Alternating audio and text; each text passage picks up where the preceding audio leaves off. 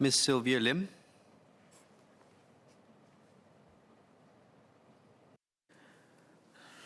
Sir, after rising by 6 times year on year in 2022 to over 30,000 cases, dengue fever is expected to remain a serious health risk this year.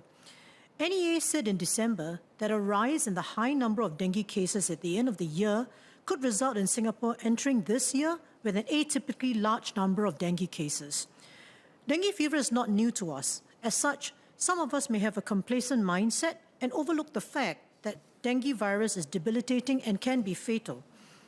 Clearly, a multi-pronged approach is urgently needed to tackle the environmental factors of mosquito breeding, alongside medical solutions or precautions to better protect people living in Singapore from this scourge.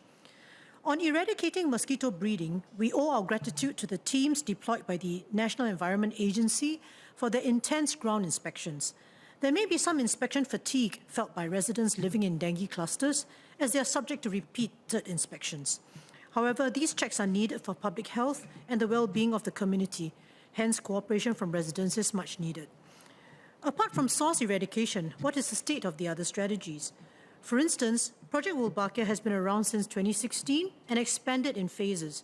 The earlier smaller phases have shown positive results in drastically suppressing the Aedes aegypti mosquito population and reducing the number of dengue cases, for example in Tampines and Yishun. Given that it takes at least a year from the Wolbachia Aedes mosquito release to suppress the mosquito population, how long will it take for Project Wolbachia to cover all residential areas? As for vaccinations, I note from a parliamentary answer in July 2022 to my colleague Ms. Herting-Roo that there are about 6 vaccine candidates in development. The most advanced of these is a dengue vaccine by Takeda, TAK-003, a tetravalent vaccine targeting all 4 dengue serotypes. What is the status of its evaluation by the Health Sciences Authority? Finally, early diagnosis and medical attention would help prevent serious health conditions and death.